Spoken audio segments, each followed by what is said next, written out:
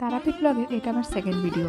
এই ব্লগে আমি দেখাবো আমাদের পুজো দেওয়াটা, পুরোটাই দেখাবো। তার আগে একটু আগের ব্লগটা হাইলাইটসগুলো দিয়ে দিই।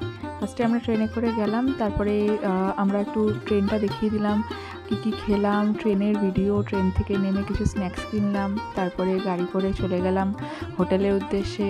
হোটেলে গিয়ে রিসেপশনের ভিডিওটা একটু দেখালাম, রিসেপশনে আমরা চেকিং করছি ওটা দেখালাম, তারপরে আমরা দুপুরবেলা যে লাঞ্চ করছি ওইটা দেখালাম, কী খেলাম সবই দেখালাম। হোটেলটা পুরো বাইরে থেকে একটু ঘুরিয়ে দেখালাম, কোন দিকটা দিয়ে তারাপীঠ মন্দির, কোন দিকটা দিয়ে স্টেশন ওইটাও দেখালাম।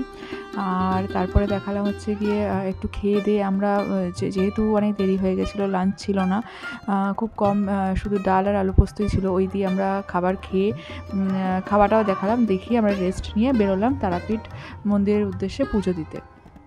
এই যে দেখুন আমরা বেরিয়ে গেছি, আমার ছেলে আর আমার হাজব্যান্ড আগে আছে, ওরা হাঁটছে যাচ্ছে। তো তারপরে আমরা যাব, আমি পেছনে আছি, পেছনে ভিডিওটা করছি, দেখাচ্ছি যে এই গলিটা হচ্ছে তারাপীঠের গলি। এখানে দুদিকেই অনেকগুলো হোটেল আর অনেক জিনিসপত্রের দোকান আছে। তো যেমনি ধরুন কসমেটিক্সের দোকান, বাসনপত্রের দোকান, তামা পিতল কাঁসার জিনিসপত্রের দোকান, পুজোর ডালা সামগ্রীর দোকান, খাবার দোকান, অনেক দোকান আছে। তো সেগুলোই আমি একটু কভার করার চেষ্টা করছি। দেখুন দুতরফে অনেক দোকানগুলো রয়েছে। এই দেখুন ডান দিকে বাচ্চাদের খেলনার দোকান রয়েছে।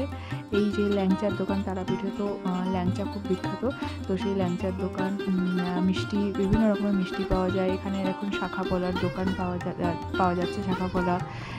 এই যে ঠাকুরের মূর্তি এখানে খুব সুন্দর সুন্দর পাওয়া যায়, মা তারার মূর্তি, যে কোনো ঠাকুরের মূর্তি, ঠাকুরের পুজোর সামগ্রী, যেমনি ঘণ্টা, শাঁখ, সব জিনিসগুলো এখানে খুব ভালো পাওয়া যায়।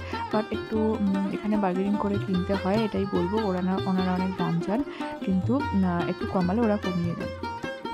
এই যে ঠাকুরের মূর্তিগুলো দেখা যাচ্ছে, মিষ্টির দোকান, বাচ্চাদের খেলনা, সামনের একটা দোকান আছে, এখানে ব্যাগ, খুব সুন্দর সুন্দর ব্যাগ পাওয়া যাচ্ছিলো, কিন্তু খুব ভিড় ছিল। আর আমাদের না হাতে টাইমও সেরকম ছিল না, কারণ ছোটো বাচ্চাকে নিয়ে এসেছি। আর সেদিন সকালবেলা ওয়েদারটা এত ভালো ছিল, আর রাত্রের দিকে কিন্তু প্রচণ্ড একটা ভ্যাপসা গুমোট টাইপের ওয়েদার হয়ে গেছিলো, খুব ঘাম হচ্ছিলো, হিউমিডিটি খুব বেড়ে গেছিলো বৃষ্টি না হওয়ার কারণে। কিন্তু সারা রাস্তা ওয়েদারটা, মানে ট্রেন জার্নিটা খুব ভালো ছিল, কারণ ওয়েদারটা খুব সুন্দর ছিল। এখানে ফুচকার দোকানও পাওয়া যায়, ফুচকার দোকানও আছে, ফুচকাও পাওয়া যাচ্ছিলো। দেখুন অনেক দোকান আছে, যে এখানে শুরু হয়ে যাচ্ছে অনেক ডালার দোকান, অনেক বিভিন্ন দোকানে তারা পান্ডারা থাকে, যেটা আপনাদের যেরকম মনে হবে সেরকম দোকানে গিয়ে আপনারা ডালা বুক করতে পারেন, এবং সেখানেই পান্ডারা থাকে, ওনারা পুজো দিয়ে দেন। এই আমরা দেখুন মন্দিরে চলে এসেছি। চলে এসে ভিতরে ঢোকার সময় মানে ভিডিওটা আর করা হয়নি, ঢুকেই আমরা লাইন দিতে পারিনি, কারণ লাইনে প্রচুর ভিড় ছিল।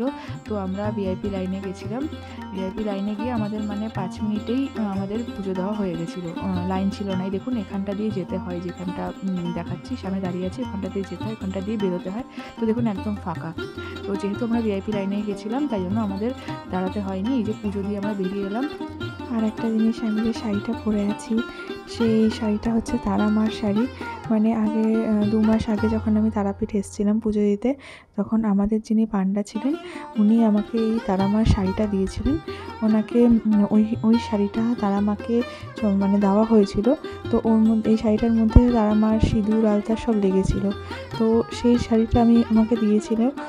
তো আমি ওটা যত্ন করে রেখে দিয়েছিলাম, যে পুজো হলে আমি শাড়িটা পরবো। তো আমি যখন তারাপীঠ আসলাম, তখন আমার মনে হলো যে এই শাড়িটা পরার শ্রেষ্ঠ দিন হচ্ছে এইটা, তারা মার শাড়ি পরে তারা মার পুজো দেবো। মানে আমি নিজেকে অনেক সৌভাগ্যবতী মনে করছিলাম যে তারা মার শাড়িটা আমি পরতে পেরেছি। তো সেটাই আপনাদের একটু বলে দিলাম যে এই শাড়িটা কোথা থেকে পেয়েছি। মার পা ছুঁয়ে নমস্কার করেছি, মনস্কামনা জানিয়েছি। তো তারাপীঠে আসা মানেই একটা মা টানে আমাদেরকে, যে আমরা লাস্ট 2-3 মাস আগেও আমরা এসেছি, তো আবার আসলাম। এই যে এই জায়গাটা দাঁড়িয়ে তারা মাকে দেখা যায় এখান থেকে। এই দেখুন যখনই মাকে দেখতে পাওয়া যায়, এটা তারা মার লাল মন্দিরটা, তারা মায়ের নাট মন্দির। তো এখানে যখনই দেখা যায়, তখন সবাই ভক্তরা সব জয় মা তারা বলে ডাক বলে, কারণ সবাই তো আর লাইনে দাঁড়িয়ে পুজো দিতে পারে না। তো ওনারা অনেকখানে অপেক্ষা করেন কখন মাকে একটু দেখা যাবে। তো এখান থেকে মাকে দেখা যায়। আমি আর এই ভিড়ের মধ্যে দাঁড়াতে পারলাম না, তাই জন্য বাচ্চা আছে সাথে, তাই জন্য আমি যাচ্ছি। আগে মন্দিরগুলো একটু দেখাবো ঘুরিয়ে, আর তারপরে ওই যেখানে জীবিত কুণ্ডটা আছে ওই দিকটায় যাবো।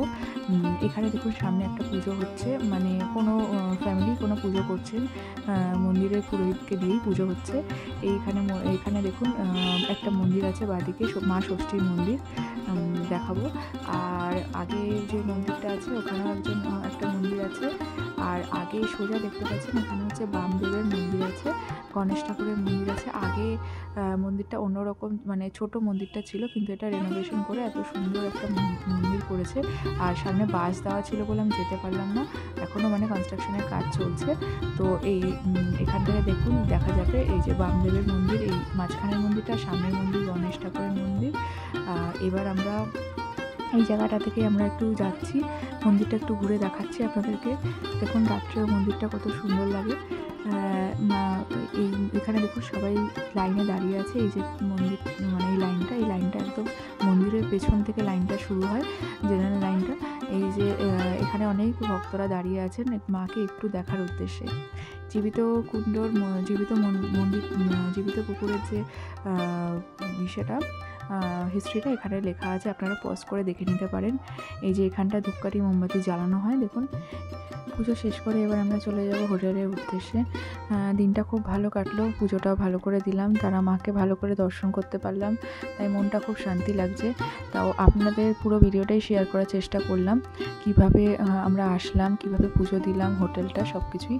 এরপরে নেক্সটের ভিডিও আসছে, আশা করি আপনাদের ভালো লাগবে। জয় মা তারা বলে ভিডিওটা শেষ করছি।